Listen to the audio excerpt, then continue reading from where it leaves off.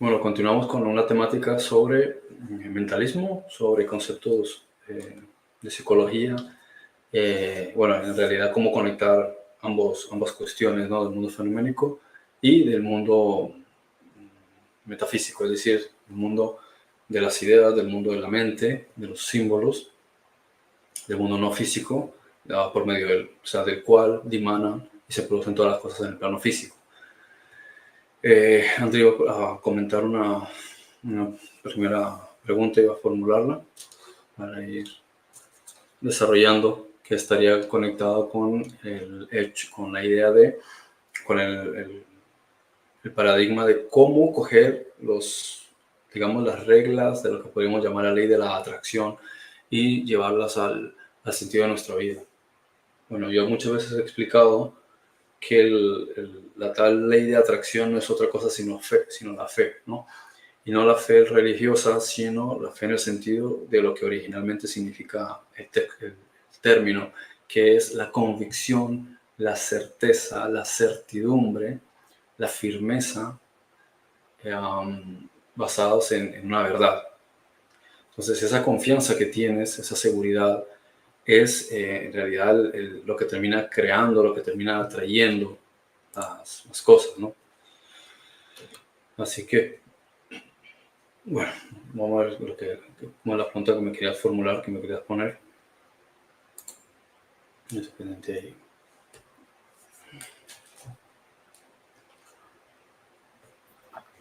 Sí, hola a todos. Bueno, mi pregunta es acerca de cómo se relaciona nuestra mente con todo lo que vivimos alrededor. Si la mente crea nuestras vivencias y, por ejemplo, si la numerología que vemos en nuestros relojes, en la estación de radio o cosas que se repiten numéricamente tienen relación o nos está tratando de decir nuestra mente algo. Vale. Eso nos pasa mucho que nuestro subconsciente crea escenarios, y estos escenarios no solamente se desarrollan en el mundo interior, el mundo onírico, o se proyectan en el cuerpo, sino que también se produce en el espacio cuántico de probabilidad-posibilidad, ¿sí?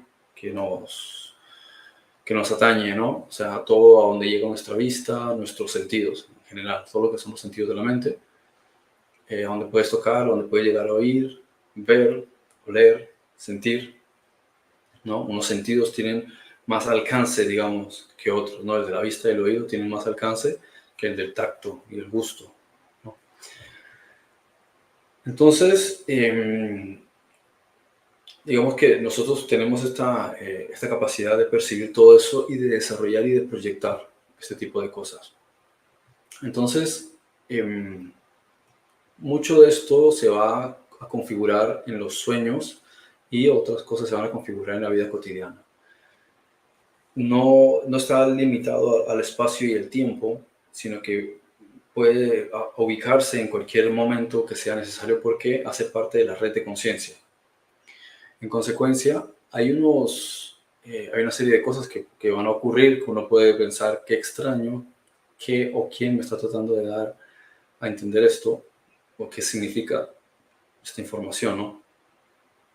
De manera que esta parte de nuestro ser, tenemos la parte consciente, la parte inconsciente, la parte subconsciente, pero las tres están supeditadas al supraconsciente, el concepto del yo superior, que está a su vez conectado con la red de conciencia de la que todos hacemos parte, la cual es la que domina sobre el espacio y el tiempo. Así que eso por un lado. Luego, todo lo que es la red de conciencia que ha creado el universo y que lo perpetúa y que hace que se desarrolle, todo lo que ha creado procede del propio interior de esta red de conciencia. Por ende, todos los símbolos y todas las cosas que existen son códigos que nosotros mismos hemos generado.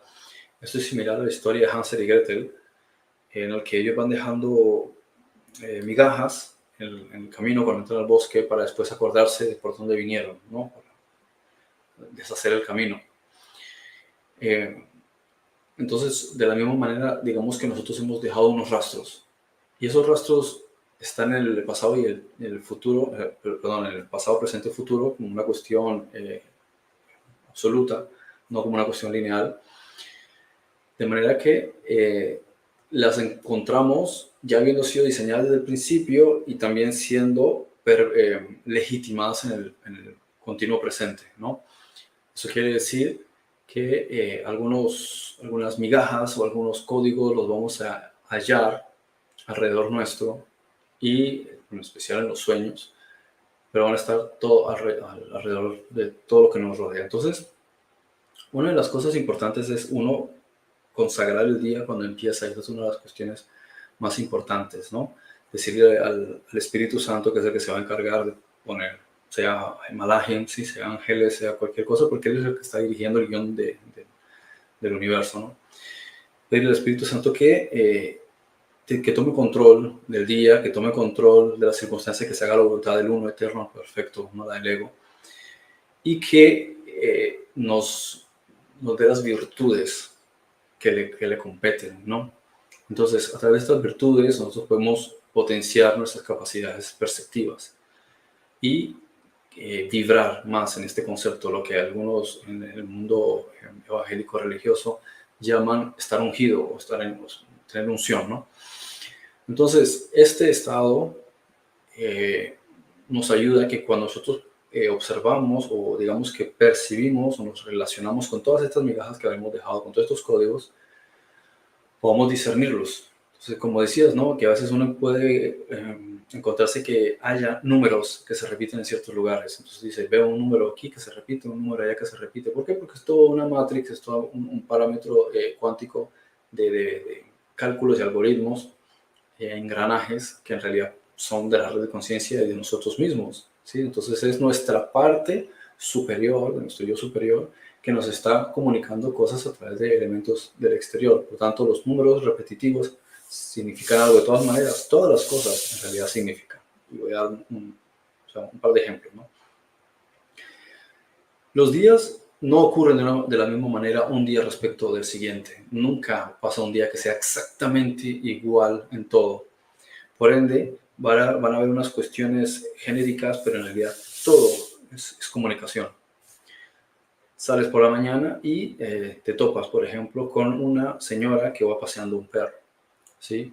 ¿Por qué está pasando esa señora con un perro y no pasa, por ejemplo, o a dos señores, o porque a lo mejor la calle no estaba vacía?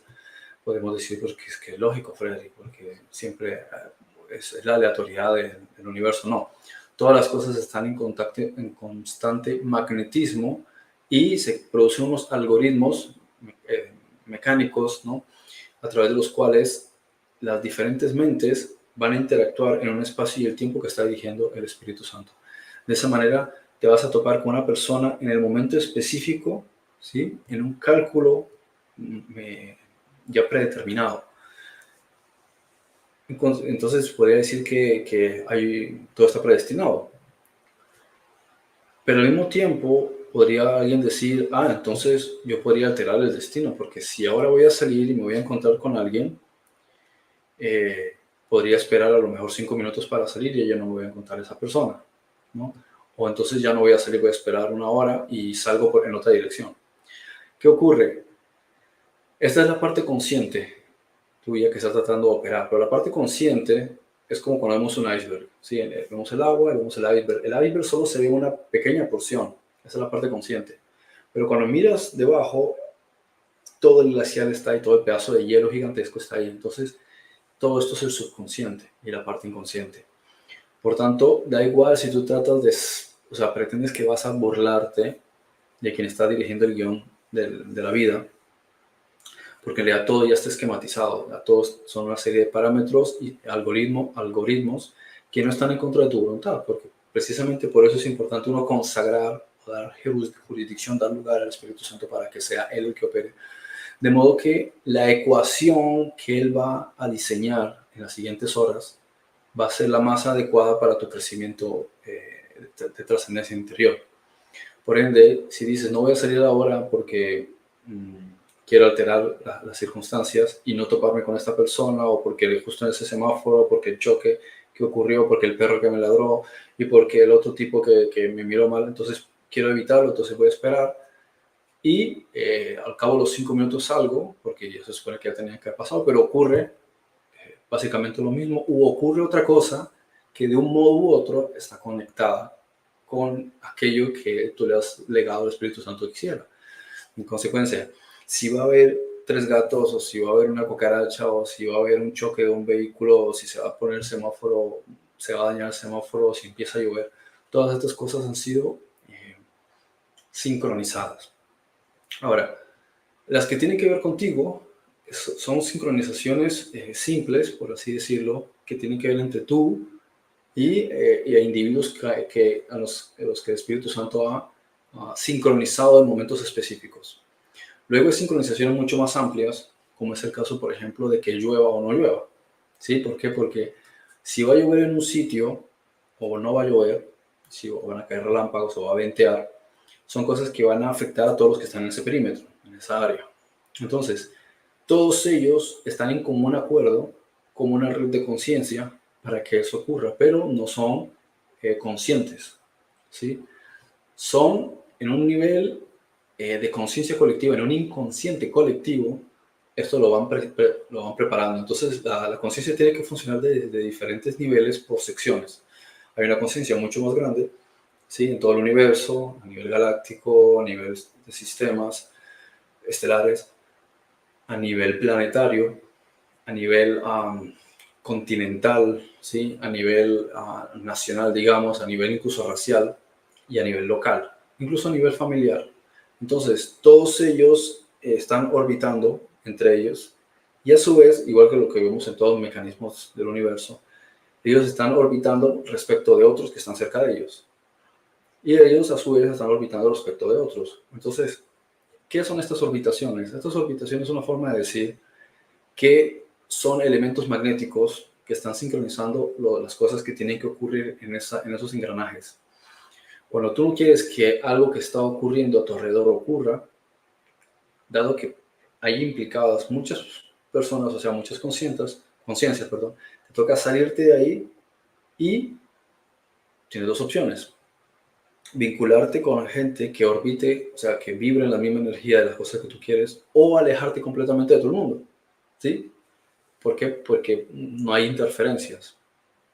La única interferencia sería la de la masa colectiva planetaria, lo de la madre tierra. En consecuencia, todo es, como digo, todo es comunicación y todos son interacciones. Ahora, pasando a otro punto que tiene que ver, digamos, con los símbolos. Todos estos símbolos son arquetipos interiores que nos comunican una información. Cuando tú observas, por ejemplo, digamos, te asomas a la ventana y justo en ese momento aparece una libélula, ¿no? La mente que no está adiestrada pensará que eso es algo aleatorio, ¿sí? Sin embargo, la mente que está conectada conscientemente, porque todos estamos conectados, pero esa conexión no todos son conscientes de que están conectados. Entonces, cuando te haces consciente de que estás conectado, analizas y dices, ¿por qué hay justo en este momento, a esta hora, en este momento, en esta ventana, en este punto, una libélula? Entonces, analizas, digo, bueno, no entiendo mucho de simbolismo, voy a analizar qué hay. Entonces, pueden averiguar qué información podrían tener otras fuentes sobre el significado de una libélula, por ejemplo, qué significa la libélula según la mitología de tal cultura o la mitología de tal otra cultura, qué significa desde el punto de vista de lo que algunas personas dicen entender sobre arquetipos o oníricos, ¿no? Sobre los sueños. Entonces coges, y esto no es para volverse una persona supersticiosa, sino simplemente puede ser un ejercicio para que uno discierna cómo está funcionando la mecánica del universo y para que también se adiestre de tal manera que sirvan como pistas para que uno conecte todos los elementos. Como digo, no es para hacer dioses o ídolos o una nueva religión, estar pendiente de todos los símbolos y de todas las cosas, no, pero sirve como ejercicio para que uno adiestre la sabiduría y pueda percibir el significado de las cosas, ¿no? De por qué ocurre esto, qué significa. Les analizas, vale, la libélula quiere decir X y Y cosa, ¿no? De la misma manera, te topas con una de las cosas más elementales y simples que tienen que ver con el comportamiento bueno, principalmente con el comportamiento y la personalidad, van a ser los animales, ¿sí? Entonces, todos los animales que te encuentres, da igual si son artrópodos, da igual si son mamíferos o ovíparos, da igual, todos tienen un significado y también depende del filo al que pertenecen, ¿no? Si son aves, la categoría de aves; si son reptiles, la categoría de reptiles; si son mamíferos, la categoría de mamíferos; si son artrópodos, pues tienen muchísimos significados dentro de sus propios grupos. Por decir algo, ¿no? Cuando encuentras ciertos canes, uno puede decir, bueno, el can tiene un significado, sí, pero tienes que saber con más exactitud la rama de ese can, porque puede ser un perro domesticado como puede ser un perro salvaje, ¿sí? Puede ser un lobo, como puede ser un chacal, como puede ser un coyote, como puede ser un zorro. Entonces guardan muchas cosas en común, y una hiena, guardan muchas cosas en común, pero no significan para el subconsciente lo mismo, ¿sí? Entonces puedes entender que los canes tienen un significado general, pero luego cada uno de esos diferentes grupos o familias a las que pertenecen, su taxón y clado, son más característicos de un concepto de cierta personalidad. Y lo mismo lo vas a encontrar en los diferentes grupos de perros. No todos los perros representan lo mismo. Si quieres, si uno dijese, bueno, yo tengo un sueño donde aparece un pitbull, ¿no? El pitbull, por ejemplo, es un perro al que le gusta sacar el máximo partido de su mandíbula. Sí, él va a querer que tú le pongas retos como si se queda colgando de una rama solamente para demostrar cuánta capacidad y fuerza tiene en la mandíbula. Le puede pasar también al Bull Terrier, aunque el Bull Terrier, si lo adiestras mal, es un perro increíblemente peligroso, ¿no? El Rottweiler, por ejemplo, después de cierta edad empieza a tener problemas de la vista. Lo usa mucho para cuidar. El Doberman, por ejemplo, también es muy ágil. El Galgo o el Podenco son perros que representan la velocidad y la agilidad, los usa mucho para cazar. Pero luego también puedes tener el Beagle, por ejemplo, es un perro bueno para rastrear. El Jack Russell, si no le pones metas u objetivos, él se entristece, necesita que le escondas cosas y te las encuentra. Es muy astuto, es un perro muy... tiene como mente de zorro, pero no es en ese sentido como el significado del zorro de ser como astuto o sagaz, sino que él necesita poner retos, ¿sí? El Beagle también, el Basset, ¿sí? Y luego hay otros que son más humildes, más tranquilos. Tienen los perros como el Alaskan Malamute o el Husky, ¿sí? Que ellos son más relajados, más tranquilos, pero porque también son perros que necesitan clima frío, están acostumbrados a ciertas temperaturas, ¿no?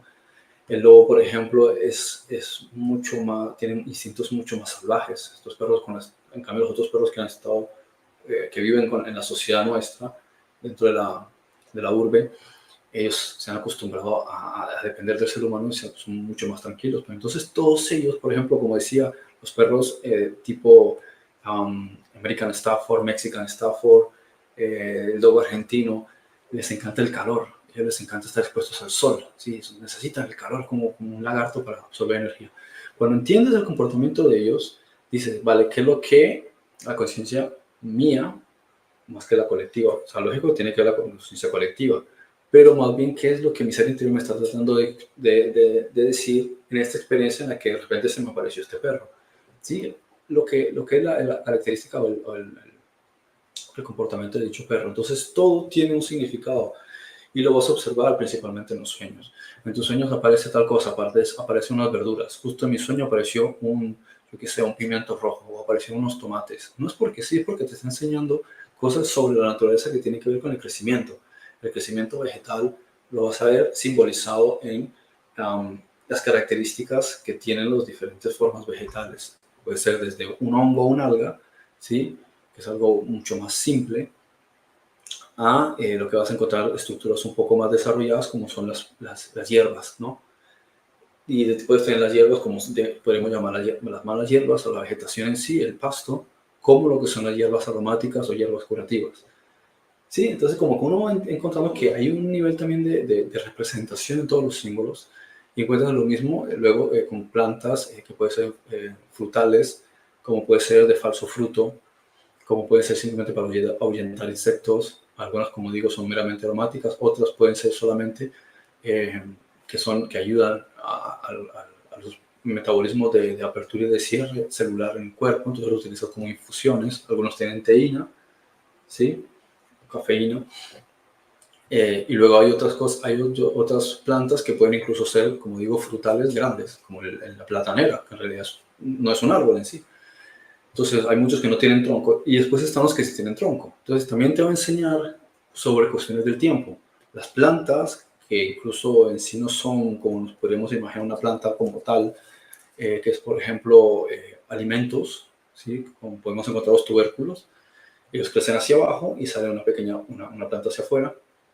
Entonces, una de las cosas importantes a entender aquí son los ciclos del tiempo, porque ellos tienen un periodo de preparación de entre 60 y 90 días. Cuando entiendes eso, lo conectas también con los ciclos de la luna. Entonces, ¿qué me quiere enseñar esto? Tuve un sueño con unos tomates. Oh, qué interesante. ¿Cuánto tarda el tomate en crecer? ¿Qué es lo que significa el tomate? ¿Por qué aparece un tomate y no aparece una cebolla? Pienso que uno por intuición dice, no, cebolla, eso es amargo. Entonces, automáticamente ya tienes una relación de que un fruto simple, elemental, de alimentarse, de nada del otro mundo, es un tomate. Pero luego si hay una manzana, a lo mejor va a depender de otras cosas. Puede que una parte de ti puede que lo relacione con algo, con un símbolo agradable, algo positivo, algo de gusto, pero también puede que una parte arquetípica interior lo relacione con el pecado original, ¿no? Entonces, como algo que te está tratando de tentar. Por eso es importante uno analizar el contexto también del símbolo que aparece, y esto sirve tanto en los sueños como en la vida que nos rodea. Si pensamos que ese tipo de cosas no pueden ocurrir, pues desaprovechamos y desperdiciamos una gran oportunidad de comprender lo que nuestro ser interior de conciencia más elevada nos quiere comunicar también como complemento al aprendizaje, ¿sí? Y a la destreza de nuestra propia sabiduría. Y lo mismo, bueno, lo mismo con los árboles, ¿sí? También puedes aprender mucho si el árbol es una higuera, si es un cocotero, un datilero, lógico. Cuando tú te vas a encontrar con una palmera, una de las primeras cosas que la mente debe comprender cuando se conecta con una palmera es que te está hablando de la inmortalidad. ¿Sí? La inmortalidad es uno de los aspectos más esenciales e importantes. Da igual si es una palmera datilera, cocotera, chontaduro, no importa, es el símbolo, perdón, de la inmortalidad y del renacer. ¿Sí? Aunque esas plantas no las ves que se mueren y que revivan, tal como uno podría interpretar la resurrección. En realidad, ellos son la parte vegetal que simboliza lo que en el mundo animal representaría el ave fénix. ¿Sí? Él se destruye, él se convierte, se incinera, cuando llega el momento, se convierte en cenizas, esas cenizas se sellan, por así decirlo, se funden y surge un huevo. Nuevamente ese huevo se rompe, sale otra vez el fénix, cuando en su momento nuevamente se incinera, se convierte en cenizas. Entonces es el proceso de reencarnación. Mueres y vives, mueres y vives. Entonces cuando alcanzas esa perfección de crecimiento, lo puedes ver en el mundo vegetal con la palmera. Entonces la palmera va a crecer y va a dar esos frutos. Entonces lo puedes discernir también en el fruto que va a dar. Porque la palmera tiene unas características muy interesantes. No tiene unas raíces increíblemente largas. Quiere decir que, igual que el cabello, fíjate, el cabello es como una palmera, ¿no? Entonces, te da unas especificaciones muy claras de que no necesita arraigar demasiado. ¿Por qué? Porque va a estar muriendo y reviviendo. Entonces, no necesita arraigarse al lugar. Luego, la palmera tiene una capacidad increíble de curvatura, mientras otros árboles, si hiciesen ese tipo de curvaturas, cuando los sacude un huracán o un vendaval, se partirían, no aguantarían esas sacudidas tan fuertes. Lo cual también tiene que ver con el hecho de la forma en la que tiene sus hojas. Mientras otros árboles tienen una capa de frondosa muy fuerte que lo que hace es de campana y como de paracaídas, ¿no? Los sacude el viento y los puede romper. Mientras la palmera no, la palmera se tuerce muchísimo y dices, pero no se ha roto, ¿cómo puede ser posible que tenga la capacidad de aguantar tanto? Entonces es el hecho también del ser, cómo el ser evoluciona y alcanza tales límites de resiliencia que es capaz de soportar muchas cosas que le ocurren en la vida porque está llegando a un punto de trascendencia increíblemente avanzado y elevado. Tanto es que uno puede observar, por ejemplo, la palmera cocotera que está cerca del mar, que se entrelaza con el mar, igual que pocas plantas y árboles resisten estar a cierto nivel de salinidad. Creo que el almendro es de los pocos que aguantan. Entonces aquí observas también el hecho de la capacidad que tiene de conectar dos mundos, porque el océano es el subconsciente. ¿Sí? Entonces, Cuando tú vas a tu interior, como decía Yeshua, Jesús, y cerrar la puerta, buscas en el secreto, al que está en el secreto te recompensará en público. ¿Qué quiere decir? Que cuando tú buscas en tu interior hacer autoanálisis, la recompensa ¿cuál va a ser? Que tú te vas a corregir en el interior, y que corrijas en el interior va a dar como resultado una corrección en el exterior. Entonces, eso también te está enseñando la palmera cocotera, la palmera datilera. Por ejemplo, te da un fruto, ¿sí?, que es increíblemente dulce, tiene unos niveles de azúcares muy esenciales y que es uno de los alimentos más importantes en muchos países, por ejemplo, en el norte de África, porque justamente se dan en circunstancias donde hay mucha sequedad y justamente la gente lo necesita ahí, un mínimo de hidratación dulce. La palmera, por ejemplo, cocotera, el coco, tú puedes, un ser humano, un adulto, persona, un adámico adulto, si estuviese en una circunstancia de supervivencia, podría sobrevivir a base de comerse un coco al día, entre el agua, que es básicamente suero, como la carne del coco, la carne interior blanca, ¿no? Entonces, ¿a dónde va todo esto que estoy explicando? Cuando tú tienes un simbolismo que se te está presentando en sueños o se te está presentando alrededor de tu vida, es bueno que uno esté adiestrado en entenderlo, como digo, no porque esto sea un culto, sino porque se hace mucho más fácil en tu desarrollo y evolución saber leer. Y a veces la primera lectura no es de letras, es de símbolos. ¿Qué es lo que me quiere dar a entender? Entonces, cada animal tiene un significado, los árboles de las plantas tienen un significado, el medio ambiente tiene un significado, las nubes. Los antiguos eran muy ¿cómo se dice?, muy curtidos en la interpretación de las nubes. ¿Sí? Ellos veían cómo estaba la formación de las nubes y había culturas, por ejemplo los griegos bueno, los ancestros sabios de ciertas culturas observaban el cielo y según la nubosidad o qué tan despejado estaba el cielo, ellos pueden interpretar los fenómenos celestiales. Lógico, cuando interpretas la meteorología, si también tienes una mente evolucionada, vas a entender también el ámbito de lo que los dioses estaban tratando de comunicar. Entonces lo comunicaban a través del símbolo de las nubes, a través del clima y a través del color del cielo. Si veías que el cielo tenía cierto color, sabías que estaba representando determinada cosa, ¿no? Se entiende que en ciertas horas, en ciertas partes del planeta y en ciertas épocas del año hay una coloración más característica. Pero luego hay otras cosas que cuando se salen de esquema, entonces ellos interpretaban que había algo que se estaba comunicando a esa región. Ellos decían que eran los dioses, pero hay que entender que principalmente se refiere a la conciencia colectiva, a lo que te está diciendo. Así que bueno, por ahí eso. Pero esos mensajes, a ver, por ejemplo, el 11-11, ¿qué? 11-11. Son de los ángeles, tu mente colectiva o soy yo mismo. Es la mente colectiva y eres tú mismo. A ver, dice aquí Osman, Juan 14:13, todo lo que pidan en mi nombre se le concede. No entendí qué quiere decir con eso. Vale, entonces el secreto para un buen día es lo que ocurre al despertar. Debemos poner en manos del Ruach todo lo bueno que puede pasar en el día. No es solamente el concepto de lo que nosotros llamaríamos cosas buenas, sino el aprovechamiento de una serie de recursos que nos brindaría el Espíritu Santo para nuestra evolución. Eso es realmente lo importante. Porque pueden ocurrir cosas que a lo mejor dirías no me agradan, pero que te agraden o no te agraden no tiene nada que ver con el hecho de la trascendencia interior. De hecho, muchas veces para poder evolucionar tenemos que pasar por cosas que no nos gustan, porque es que si no, no hay lucha ni hay esfuerzo, ¿no? Entonces es más que cosas buenas, es cosas positivas para nuestra alma, ¿no? A ver, dice por aquí, si nosotros queremos pedir algo, pues podemos pedírselo a Yeshua, que modifique nuestro destino para que sea diferente a lo que nosotros estamos destinados. En realidad es un poco contradictorio, porque el trabajo de Yeshua, ¿sí?, de Jesús, es ayudarnos en el avance hacia la trascendencia para comprender la filiación, para comprender, sí, o sea, toda la fraternidad. Las cosas ¿Tienes el audio abierto, André?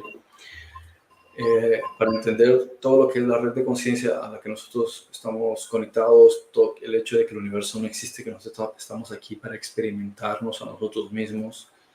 Entonces, todas estas cuestiones que tienen que ver con el aprendizaje las está dirigiendo principalmente Yeshua desde hace bastante tiempo. En consecuencia, pedirle a él que haga algo que va en contra de eso no tiene sentido. Sí, es bastante absurdo. Y no solo eso, sino poder que pedírselo a él si precisamente él es el que está destinado a encargarse de las cosas contrarias a lo que le estás pidiendo. Eso es como, no sé, como ver una patrulla de la policía por fuera y acercarte y pedirle que si por favor te compra una Coca-Cola o te trae un McDonald's, un McMenú. Como que no tiene una coherencia que tiene que ver eso con ¿no? Una petición que no tiene ningún sentido. A él le tienes que pedir aquello que tiene que ver con lo que a él le concierne. A ver, el día de nuestro nacimiento y el día de nuestro cumpleaños tiene un significado cabalístico. Sí, tiene unos códigos y unas representaciones. Como digo, todas estas cosas son útiles como curiosidades. Por ejemplo, qué significa tu signo zodiacal, qué significa bueno, el ascendiente de no sé qué cosa, de los astros, como sea que lo quiera, cada quien le quiera llamar. Como curiosidad está bien. ¿Por qué? Porque al referirse a tu personalidad te ayuda a conocerte a ti mismo si es que no te has conocido a ti mismo. O sea, si tú ya te conoces a ti mismo, te pueden decir, no, es que eres tal signo y es así, así, así, sí, ya lo sabía. No hace falta que me lo digas, yo ya me conozco a mí mismo. Ahora, cuando no te conoces a ti mismo y no haces introspección, entonces te sorprende que alguien te diga, no, es que Acuario es así. Ah, yo soy Acuario, pues sí, es verdad. ¿Y por qué te sorprende? Te sorprende porque como no has hecho autoanálisis, no te das cuenta de que eso ya lo sabrías si te conocieses a ti mismo. Entonces, la clave es conócete a ti mismo. Si no te conoces a ti mismo, pues es lógico que te va a sorprender que te digan que Piscis o que Cáncer son de esa manera. Ahora, sí es cierto que hay algunas cosillas que, digamos que son complementarias al análisis de la psicología y la sabiduría, como es el hecho de entender cómo compaginan ciertas personas y otras que no compaginan. Por ejemplo, que si Acuario y Leo y no sé qué, y Virgo no se entienden, no, esto se atrae mejor. Sí, es que es tan simple como la psicología. Cuando entiendes la psicología, el comportamiento, te das cuenta que hay personas que son afines y hay personas que no son afines. Bueno, te sirve como dato. No significa que si no son afines, entonces, como no somos afines, no me voy a llevar con esa persona. No. Digo, por decir que como son afines, entonces tengo que forzar un trato con alguien. No. Simplemente te sirve como dato. Pero es que de eso también te puedes dar cuenta tú mismo. Puedes darte cuenta de que hay personas con las que te resulta más fácil entenderte y otras con las que no. Luego resulta que te das cuenta que era tal signo zodiacal y, vale, eso lo explica todo. Ok. Pero, o sea, por eso digo, como complemento de informativo es útil. La cuestión es que no se convierta eso en un culto, que es lo que le pasa a algunas personas que necesitan mirar el horóscopo cada semana a ver qué les quiere contar. A ver, que somos tontos. O sea, tú necesitas vivir la vida, estar preguntándole a la red de conciencia sobre cosas que tú sabrías si tú hicieses introspección. Pero como no haces introspección, te andas por ahí buscando dioses, ¿no? A ver, dice por aquí André, el poder de la visualización puede ayudarme a intentar cambiar mi vida. Sí, la visualización es útil como complemento también. Aún más, cuando le infundes entusiasmo, energía, ¿sí? Cuando te sientes en el lugar, no solo cuando lo visualizas, sino cuando lo vives y lo sientes sí, cuando lo vives, realmente lo sientes, pues tiene mucha más finalidad, o sea, tiene mucho más empuje. ¿Sí? Lógico, todas estas cosas son complementarias, funcionan, son muy útiles. A ver, cuando Jesús dice que pidamos las cosas en su nombre, también puede significar pedirlo en Cristo. O sea, no una persona, sino la conciencia crística que habita en nosotros, porque si estamos armonizados podemos lograr más cosas. Lo que tiene que ver con la conciencia crística es la trascendencia del ser. Es importante entender eso. Cuando vas a, digamos, escribir un documento, una demanda judicial, ¿a quién se la mandas? ¿Se la envías, no sé, a un restaurante que tienes al lado de la casa? ¿O se la envías a la papelería? ¿O se la envías a la panadería? ¿O la envías a la policía? Entonces, ahí quienes se encargan de cuestiones en específico. ¿Sí? Lo mismo que cuando vas a pagar la factura de la luz, ¿a dónde vas? ¿A la empresa de la luz? ¿O vas, no sé, al banco? ¿O vas, no sé, yo qué sé, al supermercado? Tienes que ir al sitio que corresponde. Entonces, cuando uno hace oraciones, tiene que saber cuál es la jurisdicción de cada uno y a quién le competen cosas. Entonces, si vas a pedir algo a quien no le compete, el primo podría decir, pero ¿qué fue que me estás pidiendo esto? Si esto no es mi apartado, a mí no me corresponde esto, ¿no? Entonces, o sea, es importante entender cuál es la función que tienen los malajim. Los malajim se están encargando de ser ayudadores, ¿sí? Como dice en cierta parte el salmista, porque no son todos aquellos espíritus ministradores encargados de ayudar y guiar a aquellos que han de alcanzar la salvación y el perfeccionamiento. Entonces, ese es el trabajo de ellos. Entonces, se puede decir, malajim que están encargados, porque hay muchos malajim, ¿sí? Que están encargados de esto, pueden ayudarme con tal cosa, ¿vale?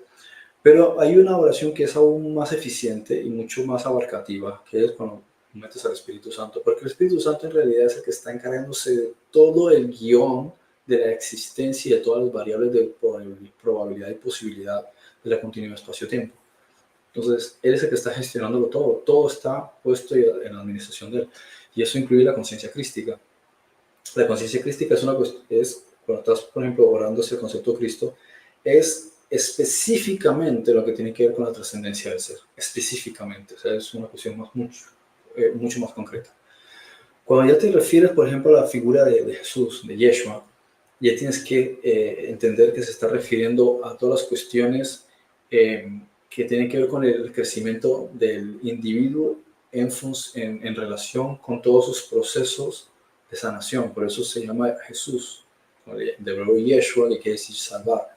Entonces te salva de todos los de todos los resultados del paradigma que tú has construido en esta encarnación y en anteriores. Entonces necesitas a alguien que actúe, digamos, como abogado para ayudarte a manejar y gestionar todas estas cuestiones, que vele por ti, que intervenga, que entiende perfectamente cómo funciona la ley, que puede ayudarte a ver cómo vas gestionando y vas manejando todo eso. Y eso lo va a hacer una cuestión más personal. Entonces ahí entra Yeshua. Y Yeshua también tiene, porque imagínate, es un individuo, como va a estar en todos lados al mismo tiempo. Pero es un individuo que tiene una enorme, digamos, cohorte, ¿sí? De administración de muchísimos malajim, ¿sí? Ángeles, que lo van a representar con las personas que están pidiendo intervención de él, ¿no? Igual que cuando oras, por ejemplo, al Padre Celestial o a la Madre Tierra, ¿qué le vas a pedir? Le vas a pedir cosas que no tienen nada que ver con ellos. Entonces, le pedirías cosas al Padre Celestial o al concepto celestial, o concepto Dios, es lo que tiene que ver meramente con el espíritu, con nuestra existencia. La madre naturaleza como que tiene que ver con nuestro cuerpo, ¿sí? Que es la longevidad, la salud, etcétera, porque vas a interactuar con los elementos de la madre naturaleza. De modo que bien puedes fragmentarte por secciones o simplemente resumir y decir, para no estar, que si esta sección es de esta y la otra sección que a lo mejor no lo entienden muy bien, mira, me remito a pedírselo al Espíritu Santo y ya está, ¿no? O si eres, digamos, entre comillas, cristiano, pues tu relación con Jesús, como la suelen llamar, ¿no? Vale, a ver, la última pregunta. A ver, ¿qué hacer cuando nuestra mente ya está bien traumatizada y con muchos miedos? ¿Qué se puede hacer si eso afecta a la ley de atracción positiva, ¿no? Terapia interior. Sí, la mejor manera de hacer terapia interior es con hoja y bolígrafo, en silencio, en tranquilidad, y sabiendo que no tienes prisa, que puedes estar 1 o 2 horas tranquilamente haciéndote terapia a ti mismo, haciendo un autoanálisis y revisando qué es lo que te da miedo. Y como ya lo he explicado muchas veces, a través de preguntas. ¿Sí? Tú escribes a través de preguntas, ¿por qué me da miedo tal cosa? ¿Qué creo que puede pasar? Entonces tú mismo haces la pregunta y le pones respuesta. ¿Cómo creo que esto se podría solucionar? ¿Qué pasaría si no se soluciona? Etcétera, etcétera. Entonces, ¿desde cuándo esto ocurre? ¿Cómo me afecta? ¿Cómo me sentiría si si ya lo pudiese superar? ¿No? A ver, la última pregunta que pones aquí. Entonces es como con los esenios. Hay un malaj, un ángel con cada función. Si quiero enfocarme en el amor, debo pedirle ayuda a este ángel. Si necesito arreglar mi mente, debo pedirle ayuda al ángel de la sabiduría. A ver, si sabes compartimentar las cosas, claro, pero lo digo por quien no entiende, yo que sé cómo se llama el ángel de este, la gestión del otro, o sea, pues en términos generales, ¿quién conoce las gestiones de cada uno de ellos? Hay muchas cosas en internet y hay libros también que te dicen, este es el ángel, que es el ángel Gabriel, no sé qué, pero muchas veces parece, ¿cómo se podría decir? Más como una cuestión del culto a los ángeles, ¿sí? Que más una cuestión seria de una persona que en realidad está buscando su trascendencia interior y pide a unos funcionarios que cumplan con el trabajo que ellos están haciendo. No, aquí parece más bien un individuo que está perdido, no sabe para dónde va, y los tiene ellos como sus dioses para que les solucionen las cosas. Entonces, para evitar ese tipo de cosas, ese tipo de confusiones y errores ahí que a veces los malajim, supongo que también se ven como un poco en una situación de quiero ayudarte, pero creo que estás un poco confundido y no quiero caer en este juego, ¿sí? Porque no estás haciendo las cosas de la manera como debería hacerse, hay un protocolo. Entonces, para hacer las cosas de una manera más adecuada, por eso digo, mejor ir directamente al Espíritu Santo, ¿sí? Y nos ahorramos confusiones y complicaciones con todo este tema, de las funciones que ellos tienen. Y el Espíritu Santo, del que ellos también están, con el que ellos también están integrados, ya se va a encargar de cómo van a gestionar ellos también esa parte de ellos, porque muchas cosas no tienen que ver estrictamente y directamente con los malajim, muchas cosas son directamente relacionadas con tu propio estado de conciencia y con la red de conciencia colectiva, ¿no? Y bueno, eso, ya con eso concluimos.